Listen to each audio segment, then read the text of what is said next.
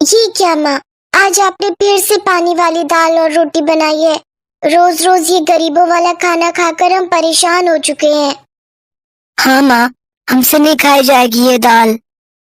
तभी चीकू की नजर अपनी नई नवेली अमीर घर से आई चाची की थाली पर जाती है, जिसमें कटहल की सब्जी रखी हुई होती है। उस सब्जी को देख वो खुश हो जाता है। फिर वो हिचकिचाते हुए कहता है, चाची चाची, क्या आप मुझे अपनी थाली में से थोड़ी सी सब्जी दे देंगी? हाँ हाँ, ये लो बच्चों। थैंक यू चाची, आज कितने दिनों के बाद आपकी वजह से हमें ये सब्जी खाने को मिली है। सब्जी के लिए बच्चों की खुशी देखकर अंजलि की आंखों में आंसू आ जाते हैं।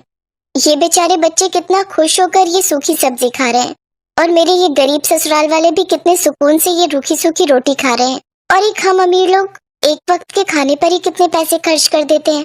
उस रोज रूखा सूखा खाना खाकर अमीर बहू को गरीब घर के खाने का एहसास होता है। दरअसल अंजलि और विक्रांत एक ही कॉलेज में पढ़ते हैं।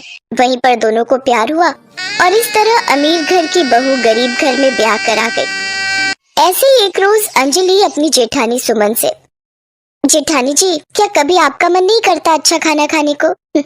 अच्छा खाना और पहनना किसे पसंद नहीं है अंजलि, लेकिन हम गरीबों के नसीब में तो ये होता ही नहीं। जब से ब्याह कर इस घर में आई हूँ, बस घर का रूखा सूखा ही खा रही हूँ। किस्मत में हुआ तो हमारा ये गरीब परिवार भी कभी अच्छा खाना खा लेगा। अपनी जेठानी के मन में दबी अधूरी ख्वाहिश को देख अंजलि की आंखें भर आती हैं।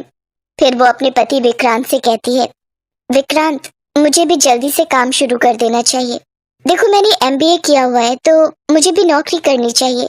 साथ मिलकर कमाएंगे तो इस घर की गरीबी को दूर कर पाएंगे। ठीक है अंजलि, जैसा तुम्हें ठीक लगे। कुछ ही दिनों में अंजलि की एक बड़ी मल्टीनेशनल कंपनी में एचआर की नौकरी लग जाती है, जहां 60,000 महीने की उसकी तनख्वाह होती है। अपनी पहली तनख्वाह आने पर अंजलि अपने सब घर वालों को एक अच्छे रेस्टोरेंट में लेकर जाती है और उन्हें बढ़िया सा खाना खिलाती है। सारा गरीब परिवार वो खाना खाकर बहुत खुश होता है। तभी उसकी सास अंजलि के सिर पर हाथ रखकर कहती है, जीती रहे बहू, आज तेरे कारण हम गरीबों को भी बढ़िया खाना खाने को मिला। हाँ चाची, वरना पीली दाल के अलावा तो माँ कुछ और बनाती ही नहीं थी। ये सुनकर सब हंसने लगते हैं। ऐसे विक्रांत और अंजलि मिलकर मेहनत करते हैं।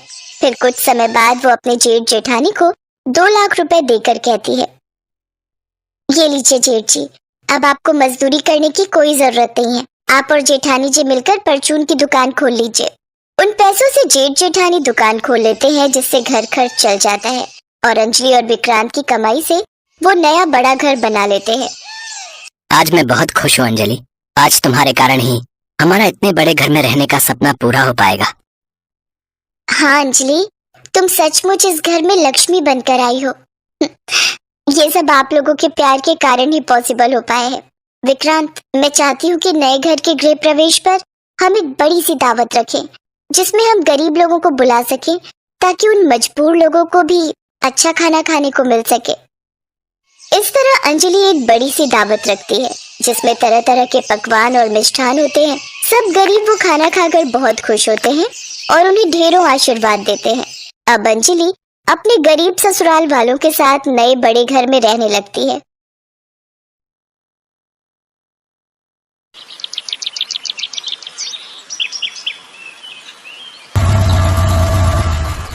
साहब, कुछ पैसे दे दीजिए, भूख लगी है।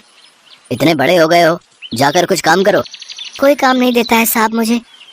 ड्राइवर, गाड़ी जरा आगे लगाओ तो, मुझे इस लड़के से बात करनी है, और तुम आगे आओ। कुमार के कहते ही ड्राइवर ने चौराहे को पार करके गाड़ी साइड में लगा ली। कार के पीछे पीछे गोविंद भी चला आया और फिर, हाँ, अब बताओ, क्यों कोई काम नहीं देता तुम्हें? ये देखिए साहब, मेरा एक हाथ नहीं है, इसलिए ना तो कोई ढाबे पे रखता है और ना ही कोई फैक्ट्री में काम देता है। मैं भी काम करना चाहता हूँ, इज्जत की रोटी खाना चाहता हूँ, पर ओहो, और तुम्हारे माता पिता? वो इस दुनिया में नहीं है साहब। ऐसा करो, ये लो मेरा कार्ड, कल मेरी फैक्ट्री में आ जाना, तुम्हें कोई ना कोई काम मिल जाएगा। सर, बुरा मत मानिएगा, लेकिन आपने उस लड़के को 100 रुपए क्यों दे दिए? ऐसे तो बहुत आते हैं। हाँ, पर वो लड़का मुझे मजबूर लगा। सर देखना, आपने उसे काम के लिए बुलाया है ना, वो नहीं आएगा। अरे जब भीख मांगकर बिना मेहनत के ही गुजारा हो जाता है तो कोई क्यों मेहनत करना चाहेगा। मुझे उस लड़के की आंखों में मजबूरी और सच्चाई दिखाई दी थी। मुझे लगता है कि वो कल जरूर आएगा। बस समझ में ये नहीं आ रहा कि उसे काम क्या दूं। वैसे तो उसके बस का कुछ है नहीं, लेकिन फिर भी अगर आपको उसे रखना ही है तो चौकीदार रख सकते हैं। हाँ ये ठीक है, रात में ये फैक्ट्री के बाहर आराम से ड्यूटी कर सकता है। ड्राइवर को यकीन था कि गोविंद नहीं आएगा, लेकिन कुमार का विश्वास सही साबित हुआ। अगली सुबह कुमार के फैक्ट्री पहुंचने से पहले ही गोविंद फैक्ट्री के गेट पर खड़ा था। हाँ भाई हीरो, क्या नाम बताया था तुमने? जी गोविंद। अच्छा गोविंद, एक काम करो, अभी तुम घर जाओ। आज रात से तुम्हारा काम शुरू। रात में कोई भी फैक्ट्री में ना घुस पाए, बस इसी बात का ख्याल रखना है, ठीक है? बस जी इतना सा काम। ठीक है साहब, मैं आज रात से आ जाऊंगा। तनख्वाह नहीं पूछोगे अपनी? आप काम दे रहे हैं तो पैसे भी दे ही देंगे। आपको जो ठीक लगे दे दीजिएगा साहब। ठीक है, पर क्योंकि तुम्हें अब सारी रात जागना होगा तो तुम दिन में खूब सोना, ठीक है? और अब भीख नहीं मांगना, समझ गए? ना ना, अब क्यों भीख मांगूंगा, आपका बहुत शुक्रिया साहब। फिर उसके जाने के बाद मुझे लगता है कि ये पूरा दिल लगाकर काम करेगा। अब सॉरी सर, पर सारी जिम्मेदारी इस पर डालना ठीक नहीं है।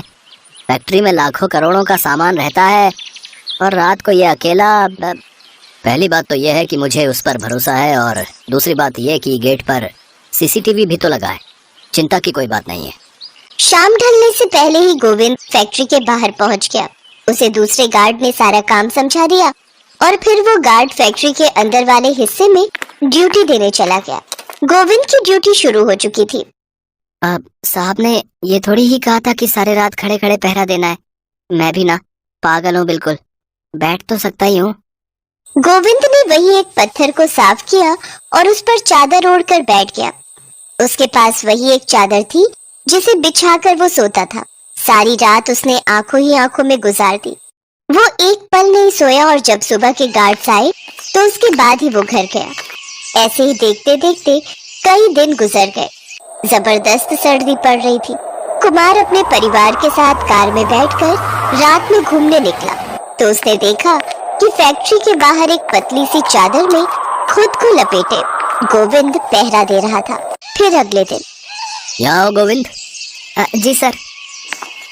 अरे यार, रात को इतनी ठंड होती है, तुम चादर लेकर क्यों आते हो? कंबल लाया करो ना। सर वो कंबल नहीं है मेरे पास सर। कुमार ने कुछ नहीं कहा और वहाँ से चला गया। रात में जब गोविंद फैक्ट्री पहुंचा तो उसे शाम के गार्ड ने जाते हुए एक नया कंबल दिया।